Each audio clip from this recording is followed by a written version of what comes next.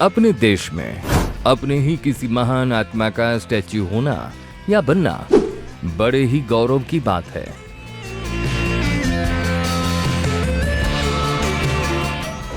पर विदेश की धरती पर अपने ही देश के महात्मा का स्टैच्यू बनना अपने आप में बड़े स्वाभिमान की बात है।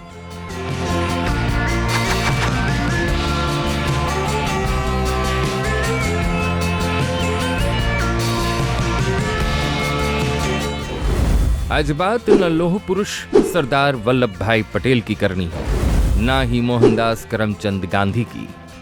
बात उनकी करनी है जिन्होंने बंटवारे के वक्त सबसे पहले अपना स्टेट भारत के पक्ष में रखा और भारतवर्ष की भूमि पर ही रहने का निर्धार किया। बात कर रहे हैं भावनगर के स्वर्गीय राजा कृष्ण कुमार सिंह गोहिल जी की। भारत के इस राजा का स्टैच्यू ब्राजील के पार्लियामेंट के सामने किस कारणों से आया, ये बात जानना भी बेहद जरूरी है। यह कहानी शुरू होती है भावनगर से और जाती है ब्राजील तक। बात 1965 के वक्त की है। भावनगर के राजा कृष्ण कुमार सिंह जी गोहिल के पास 500 से अधिक गिर नस्ल की गाय उस वक्त थी। दरअसल ब्राजील के किसान शेल्सो ग्रासियासीड ने अपने काउबॉय लेटेम्फो डॉस संटोस को भारत एक सांड की तलाश में भेजा था। सीड ब्राजील के दुग्ध उत्पादन में क्रांति लाने के लिए एक ऐसे सांड की तलाश में थे जिसके डीएनए से गाय ज्यादा से ज्यादा दूध दे। तभी उनकी नजर भारत के कृष्णा नाम के एक सांड पर पड़ी। कृष्णा का स्किन टोन काला था और इसके सींग नीचे की ओर थे।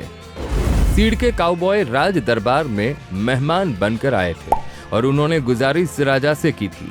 कहा था कि आप हमें एक ऐसा उपहार दें जिससे हमारा देश आपको सालों साल तक याद रखे। और हुआ भी कुछ ऐसा। आज से 60 साल पहले राजा के पास कृष्ण नामक एक सांड था। वही सांड राजा ने सीड को दिया और कहा, ये सांड कोई मामूली नहीं है, इसे ले जाओ, आपके देश की किस्मत ही बदल जाएगी। बता दे कि कृष्णा एक गिर जाति का सांड था जिसकी मार्केट में सबसे ज्यादा डिमांड होती है। कृष्ण कुमार जी की दीर्घ दृष्टि की वजह से ही ब्राजील की सूरत अब बदल चुकी है। 36 लाख से ज्यादा गिर गाय ब्राजील में मौजूद है और इसी गाय की वजह से ब्राजील की इकोनॉमी भी बढ़ रही है। ब्राजील के संसद भवन के सामने ये जो प्रतिमा है, ये और किसी की नहीं बल्कि भावनगर के राजा कृष्ण कुमार सिंह जी गोहिल की है। ब्राजील में जो कॉइन है उसमें भी गिर गाय का प्रतीक चिन्ह मौजूद है। यहाँ तक कि भारत की तरह ब्राजील में भी गौशाला है जिनका नाम कृष्ण कुमार गौशाला है। इंटरनेट पर की गई तफ्तीश के बाद पता चला कि ब्राजील की यह गाय एक वक्त में 48 लीटर से ज्यादा दूध देती है।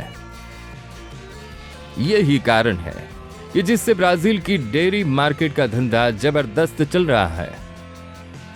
कहते हैं कि गुजरात की हवा में व्यापार है और शायद यही वजह है कि ब्राजील की गायों में 60 साल से भी अधिक वक्त से गुजरात के इस गायों का खून दौड़ रहा है जो सफेद दूध बनकर ब्राजील को प्रगति के पंथ पर आगे ले जा रहा है।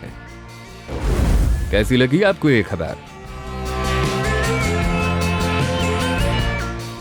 ऐसी ही इंटरेस्टिंग खबरों को देखने के लिए आवाज A to Z को सब्सक्राइब करें, लाइक करें, फॉलो करें और आपके दोस्तों तक भी पहुंचाएं। धन्यवाद दोस्तों।